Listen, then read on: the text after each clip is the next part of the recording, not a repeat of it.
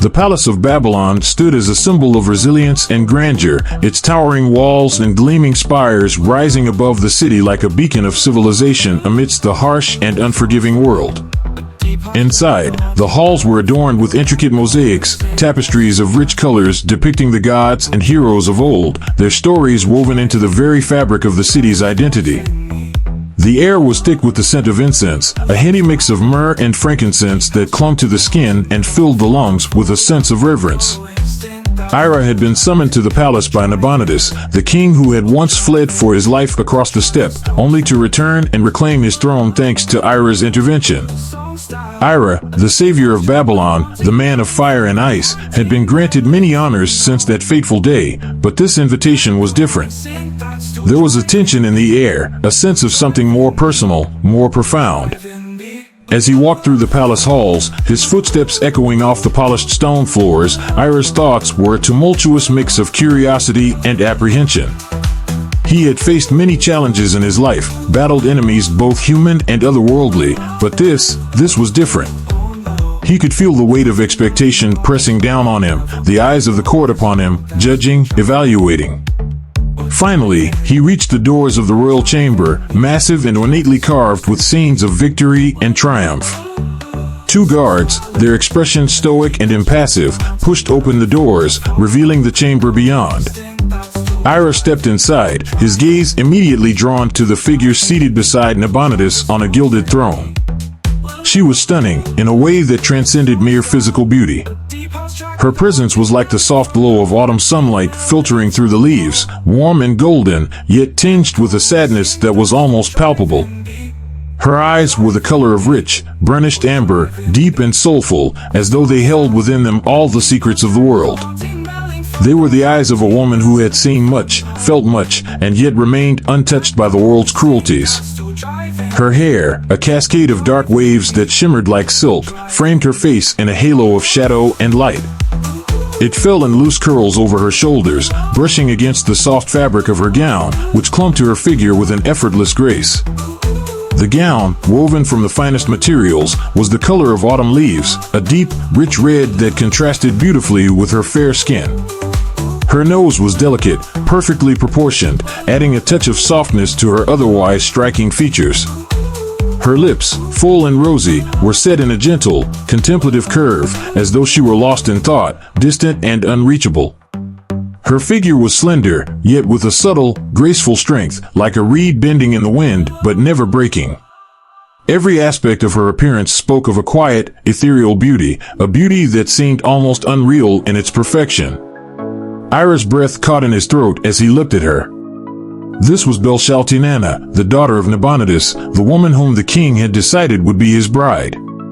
Ira had faced many things in his life, but he had never been so affected by mere beauty. It was as though the world had narrowed to this single moment, to the sight of her sitting there, her gaze distant, her thoughts a mystery. Yet, as Ira stood there, captivated by her presence, he noticed something else, something that sent a shiver down his spine. Belshaltinana's eyes, those beautiful, amber eyes, were filled not with warmth, but with a deep, abiding coldness. It was not the cold of malice or cruelty, but the cold of indifference, of a soul that had withdrawn from the world, retreating into a place where nothing could touch it. The conversation with Nabonidus. Nabonidus, noticing Ira's reaction, rose from his throne and approached the young warrior with a smile that was both welcoming and paternal.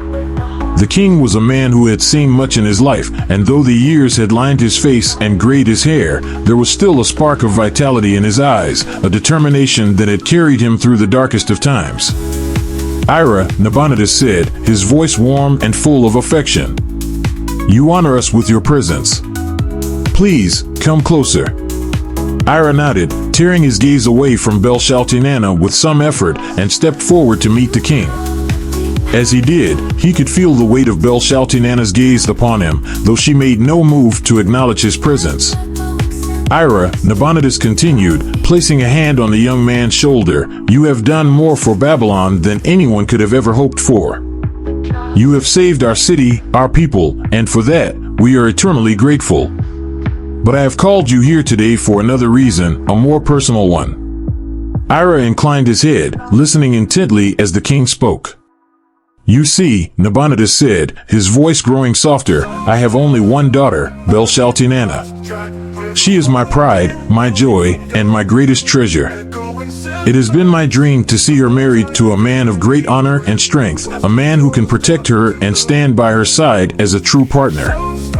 And when I look at you, Ira, I see that man. Ira's heart began to race as the full meaning of Nabonidus's words sank in. He had suspected that this might be the reason for his summons, but hearing it spoken aloud was something else entirely. Your Majesty, Ira began, his voice carefully measured, I am deeply honored by your words, and by the trust you place in me. But marriage, love, these are things that cannot be decided by duty alone. They must come from the heart.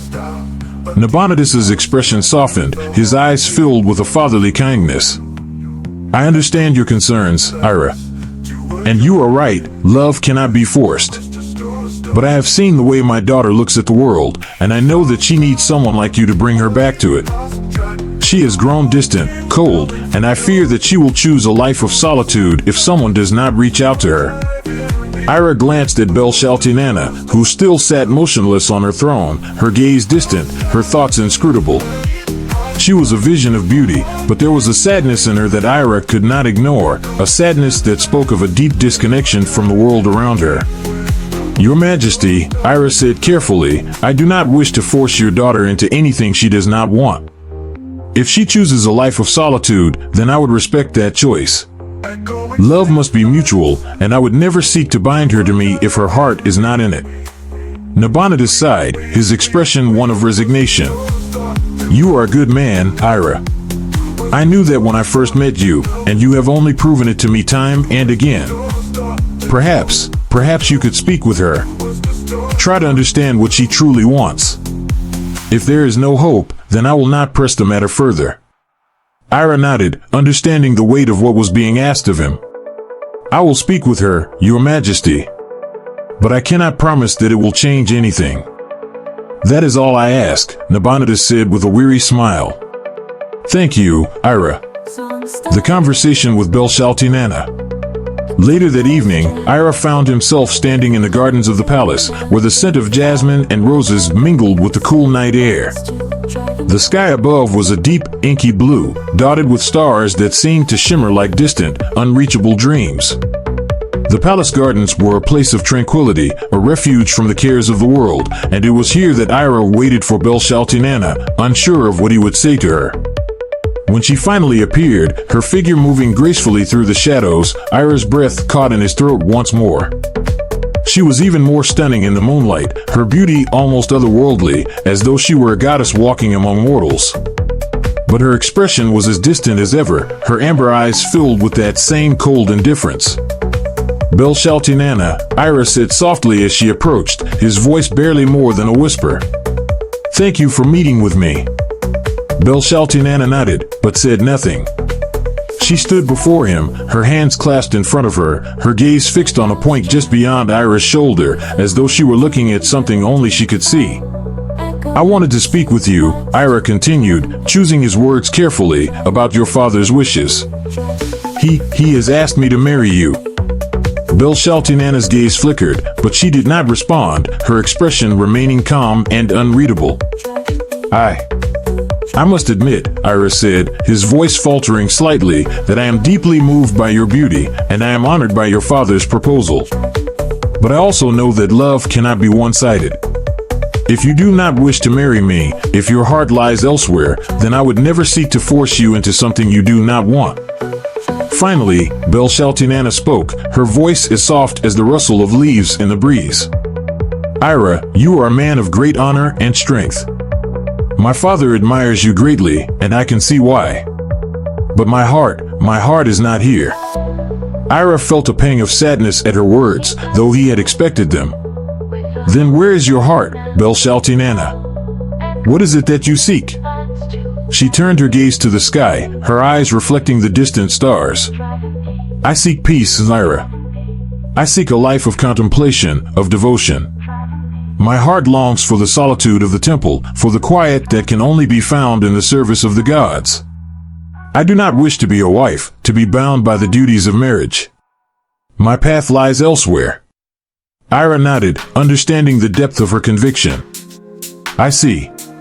And I respect that, Belshazzar. Your wishes are your own, and I would never seek to take them from you. But your father, he is concerned for you. He fears that you have withdrawn too far from the world, that you have become lost in your own thoughts. Belshazzar smiled faintly, though there was little warmth in it. My father loves me, Ira, but he does not understand me. He sees my solitude as a burden, a sign of sorrow. But to me, it is a blessing, a path to enlightenment. I do not wish to be pulled back into the world, not even for the sake of his love. Ira looked at her, feeling a deep admiration for the strength of her resolve, even as he felt the sadness of knowing that her heart would never belong to him. Then I will tell him, Ira said gently. I will tell him that your path is your own, and that it is not one that I can walk with you. Thank you, Ira, Belshazzar replied, her voice sincere. You are a kind man, and I am grateful for your understanding. Ira bowed his head, acknowledging her words. May the gods watch over you, Belshazzar, wherever your path may lead. And may they watch over you as well, Ira, she replied, before turning and walking away, her figure disappearing into the shadows of the garden. The final conversation with Nabonidus. The next morning, Ira met with Nabonidus in the king's private chambers, where the light of the early sun streamed through the tall windows, casting long shadows across the floor. The king was seated at a large wooden table, a map of Babylon spread out before him, though his attention was clearly elsewhere. Ira approached quietly, unsure of how to begin. When Nabonidus looked up, his expression was one of quiet anticipation, as though he already knew what Ira was about to say. Ira, Nabonidus said, his voice heavy with the weight of his own concerns. What did she say? Ira took a deep breath before answering, his tone gentle but firm. She said that her heart is not in marriage, Your Majesty. She wishes to devote herself to the gods, to live a life of contemplation and solitude. She does not wish to marry me, or anyone else. Nabonidus closed his eyes for a moment, a sigh escaping his lips as he leaned back in his chair. I feared as much, he murmured. She has always been so distant, so unreachable. I thought that perhaps you could bring her back to us, to help her find her way in this world. Ira stepped closer, his voice filled with quiet conviction. Your Majesty, Belshazzar has found her way. It is not the path you would have chosen for her, but it is the path she has chosen for herself. And I believe that we must respect that, even if it is difficult. Nabonidus opened his eyes, his gaze filled with a mixture of sadness and resignation. You are right, Ira. You are right, as always. I only wanted what was best for her, but I see now that I cannot force her to be something she is not. Ira nodded, feeling the weight of the king's sorrow. She is a remarkable woman, Your Majesty. Strong, independent, and wise beyond her years. She will find her peace, in her own way. Nabonidus smiled faintly, though it did not reach his eyes. Thank you, Ira. You have been a true friend to me, and to my daughter. I only hope that one day, she will understand the depth of my love for her. She knows, Ira said gently. And she loves you, in her own way. But she must walk her own path. Nabonidus nodded, his expression filled with a weary acceptance. Yes, she must. And I will let her. But it is a hard thing, to let go of one's child. Ira placed a hand on the king's shoulder, offering what comfort he could.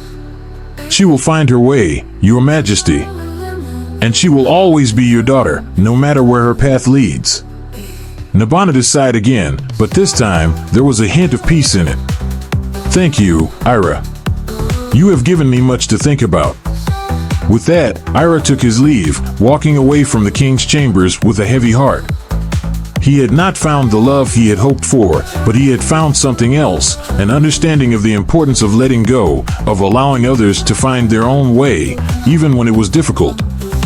And as he walked through the halls of the palace, the voice in his head was silent, the questions that had plagued him for so long finally at rest. For now, at least, Ira had found a measure of peace, even in the coldness that still lingered in his heart.